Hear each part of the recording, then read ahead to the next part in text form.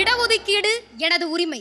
ஆம், 2000 ஆண்டு காலமாக எந்த சாதியின் அடிப்படையில் என்னுடைய கல்வி வேலைவாய்ப்பு உரிமை மறுக்கப்பட்டதோ அதே சாதியை அடிப்படையாக கொண்டு எனக்கு கொடுக்கப்படும் இந்த இடஒதுக்கீடு என்னுடைய உரிமை. எங்கு யாருக்கு எதன் காரணத்தால் உரிமை மறுக்கப்பட்டதோ அங்கே அவருக்கு அதே காரணத்தை அடிப்படையாக கொண்டுதான் உரிமையை மீட்டு கொடுக்க முடியும். அதனால் தான் இந்தியாவிலே சாதி ரீதியாக இடஒதுக்கீடு கடைபிடிக்கப்படுகிறது. ஆனாலும் கூட இந்த இடஒதுக்கீடை பார்த்தால் முன்னேறிய வகுப்பை சார்ந்தவர்களுக்கு சற்று அநீதியாகத்தான் தோன்றுகிறது.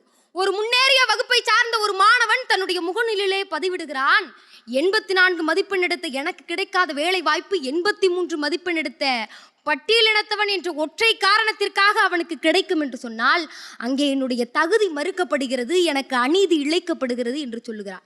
இதை சற்று விவாதத்திற்கு உள்ளாக்குவோம். அந்த 84 மதிப்பெண்ணுக்கும் 83 மதிப்பெண்ணுக்கும் இடையில் என்ன வித்தியாசம் இருக்கிறது என்று நான் உங்களை பார்த்து கேட்டால் நீங்கள் சொல்லுகிற பதில் இடையில் 1 மதிப்பெண் இடைவெளி இருக்கிறது என்று.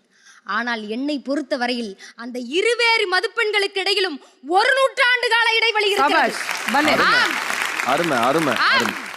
அந்த முன்னேறிய வகுப்பை சார்ந்தவனுடைய தாத்தா கணக்காளனாக இருந்த அதே நேரத்தில் அவர்கள் நிலத்தில் களை பறித்து கொண்டிருந்தவனுடைய பேரனாக இருந்தவன் தானே இந்த ஒடுக்கப்பட்டவன். அவனுடைய தந்தை மருத்துவனாக இருந்த போது அவர்கள் வீட்டில் மலமள்ளி கொண்டிருந்தவனுடைய மகன் தானே இந்த ஒடுக்கப்பட்டவன். இப்படி கல்வியும் வேலை வாய்ப்பும் ஒரே குடும்பத்தில் அடக்கி வைக்கப்பட்டு முன்னேறிய வகுப்பில் இருந்து வந்த ஒருவன் எடுத்த ஒரு மதிப்பெண்ணிற்கும் முன்னேற்றத்தின் வாசனை கூட படாத ஒரு வகுப்பில் இருந்து வந்தவனுடைய எடுத்த மதிப்பெண்ணிற்கும் இடையில் குறைந்த அந்த ஒற்றை மதிப்பெண்ணானது அந்த தாழ்த்தப்பட்டவனுடைய தகுதியை குறைத்து காட்டவில்லை, அவனை தாழ்த்தியே வைத்திருந்த இந்த சமூகத்தின் மதிப்பெண்ணை அல்லவா அது குறைத்து காட்டுகிறது. அப்படி சொன்னால் இடஒதுக்கீடு என்பது எப்படி அநீதியை இழைக்கும் என்று நான் பேசிவிட முடியும்? ஸ்டாக்கடை அள்ளுபவன் மகன் செட்டஸ்கோப்பை பிடிக்க கூடாதா என்று ஆட்சியாளர்கள் மாறி மாறி கேட்ட கேள்விகள் தான் இன்றைக்கு இடஒதுக்கீட்டை சட்டமாக்கி இருக்கிறது.